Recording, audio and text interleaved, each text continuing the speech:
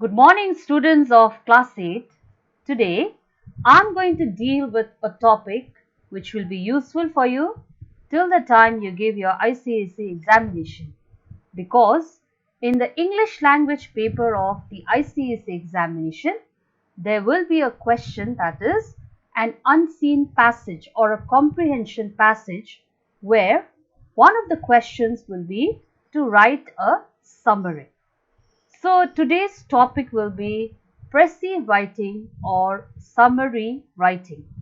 So basically Precis writing or summary writing is a short form of any passage which has been given to you. That means you need to shorten out the entire passage which has been given, or sometimes you may have to focus only on a certain part of the passage which has been given.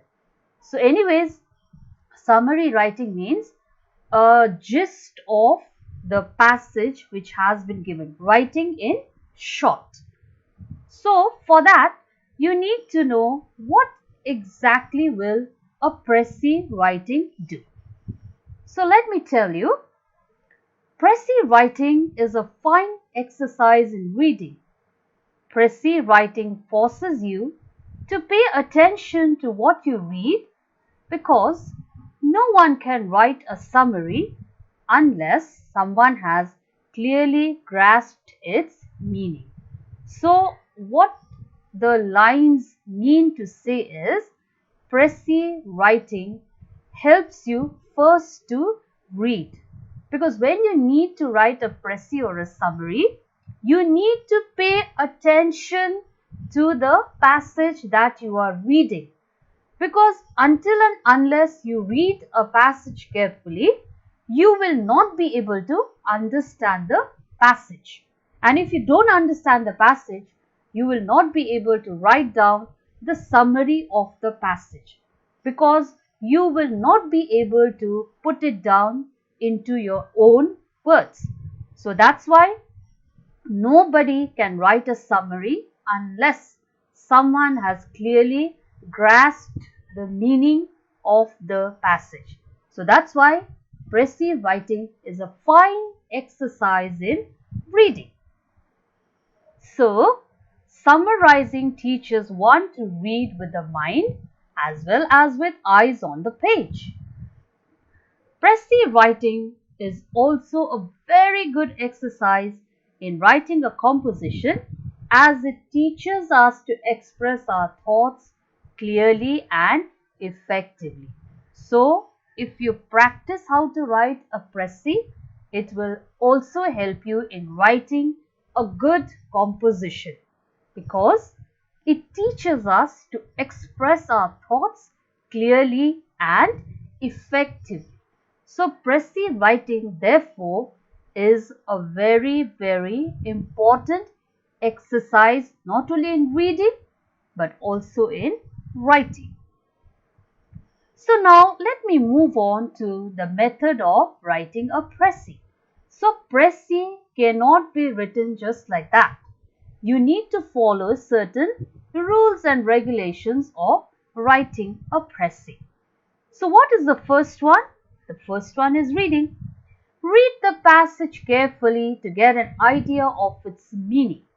So first of all, you need to read the passage carefully to get an idea of its meaning. So what the passage is trying to tell you, you need to read the passage carefully in order to understand the meaning of the passage.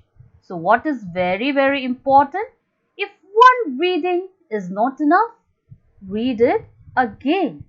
So see, it may so happen that just by reading once, you may not be very familiar with the passage. So, if you face such kind of a situation, what you need to do is, you need to go back to the passage once more and read it again. So, if you do not understand still, you need to read it again and again and again till the time you understand what is being said in the passage, because the more you read it, the more you become familiar with the passage. So the more you read, the more familiar you become with the passage. That's why reading the passage is very, very important when you write a précis, because that is the key to understanding the entire passage. Until and unless you read, you will not be able to understand what is there in the passage. And that way, you are going to face a lot of difficulties when you write the précis. So that is the first factor. Now the second one is the title of the passage. So title of the passage means whenever you write a précis, you are expected to give a title to the passage. So that the title can be any title depending upon the kind of passage you have and the kind of question you are given. So, supplying a title for your passage is important. So, what do you need to do for that? Think of a word, phrase, or a short sentence that could be the title of a passage. So, when you read the passage, you'll get an idea as to what the passage is all about. So, you just think of a word, phrase, or a short sentence that could be the title of the passage. Not a long one, a short sentence. That could be the title of the passage. Or think of a key word or key sentence for the passage. So when you read the passage, you may get some important word or important sentence in the passage that could be the title of the passage. So you have to see very, very carefully whether there's a key word or a key sentence that is there in the passage which could be the title of your summary or your précis. So that is the second point. Now number 3, further reading is important to understand the details of the passage. So you have to read further. Not that you read only a certain part of the passage and the rest of it you leave just in the air without reading it. Not that way. You need to read further in order to understand the details of the passage. So further reading is a very, very important aspect when you write a précis. Now let's go to number 4. Now you should be in a position to decide what parts of the passage is essential and what is not. So, after reading again and again and again, now you should be in a position to decide what parts of the passage is essential and what is not. Because usually what we have seen is usually you are just given to summarize a certain part of the passage.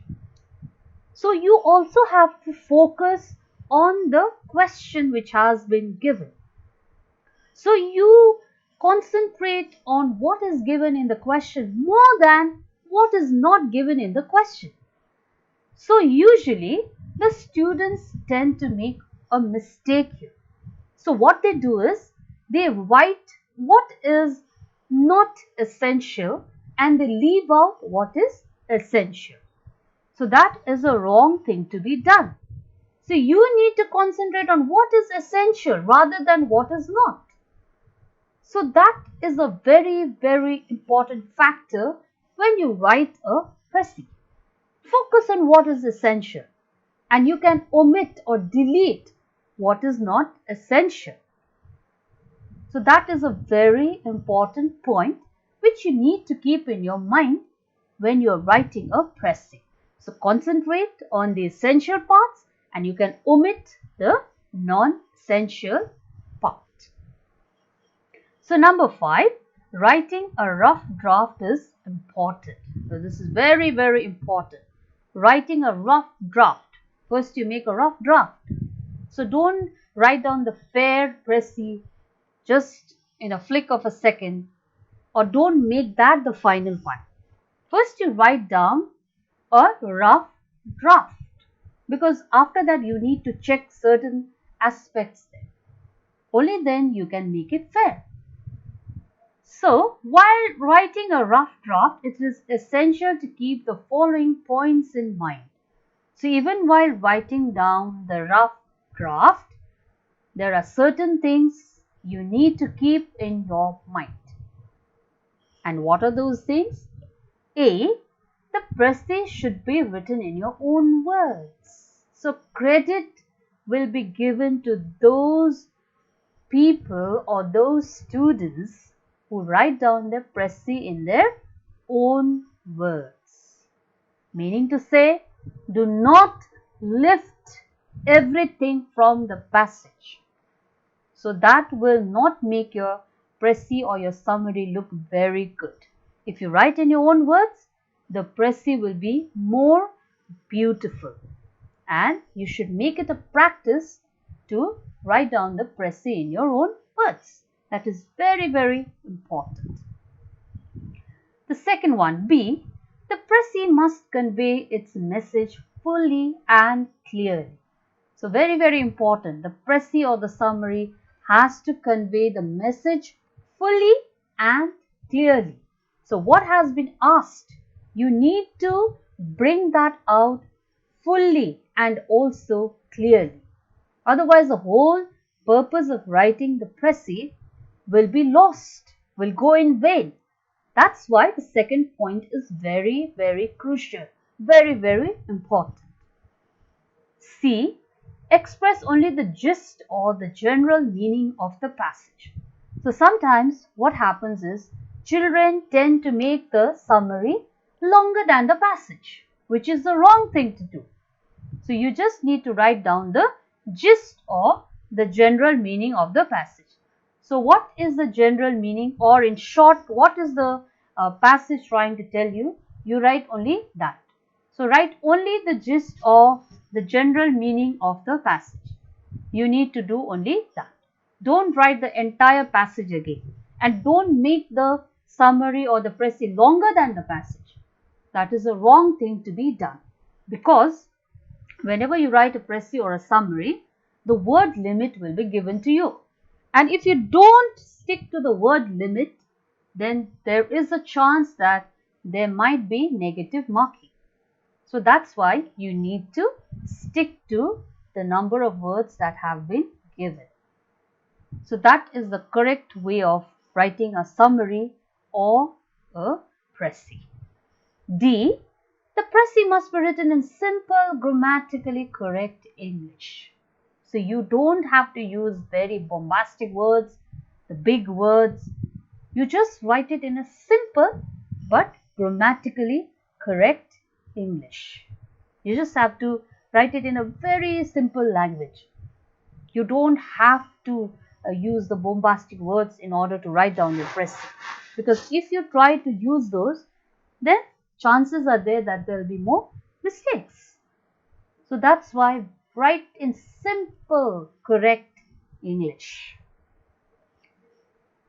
E. A precis must be written in indirect speech. So even if there is a direct speech, there is a dialogue in the passage, you mustn't write that. It must be written in indirect speech. It has to be written in indirect speech, and here you need to see the pronouns, the use of pronouns. Sometimes you may have to change the first person and second person in the third person. So you have to see that. So very, very important, pronouns. Give importance to the pronouns and write in indirect speech always. Please do not write your precis in the direct speech. F. A precis must be 1/3 of the original passage in length. So usually that is the custom which is followed. 1/3 of the original passage in length. So if supposing the passage is of 99 words, when you make it 1/3, it will be 33 words. So I know it's very, very difficult to summarize just in 33 words, but if you follow all the rules and regulations that I have just said to you, I'm sure you'll be able to write down 1/3 of the original passage and stick to the word limit given. That is very, very important. You have to stick to the word limit given.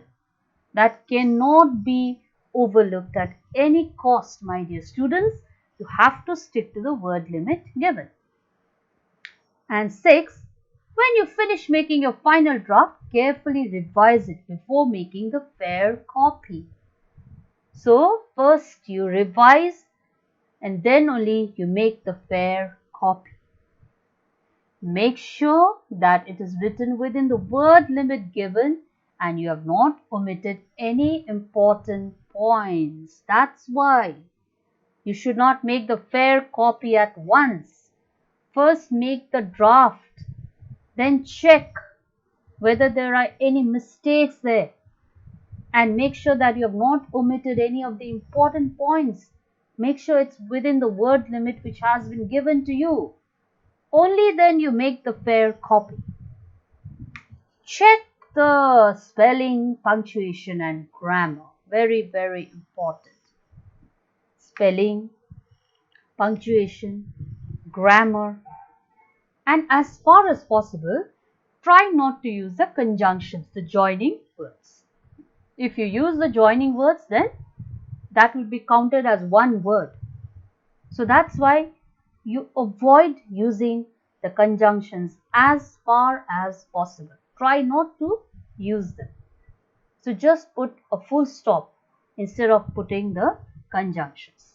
Because the more conjunctions you use, that will be counted as one word. So that's why you need to limit the use of conjunction as far as possible, because that will be counted within the word limit given and you may exceed the number of words which have been given. That's why you please check everything before you make the fair copy of the Precis. Spelling, punctuation, grammar, and as I've told you, try to minimize the use of conjunctions, the joining words, to avoid too much of words being used in the Precis. So these are some of the important points which you need to keep in your mind before you write the Precis. So this is just short. I've explained the method of writing a Precis, what exactly is a Precis, and what are the aspects or points to be kept in mind while writing a Precis. So if possible, we'll revise this topic once again and you can practice how to write a summary, how to write a passage by reading a certain comprehension passage which is there. So you can take any passage and keeping these points in the mind, you can practice how to write a Precis or a summary. So with this, I would like to end my class for today. And if you have any questions, any doubts, you'd like to clarify something, you are most welcome to do so. Thank you, class 8.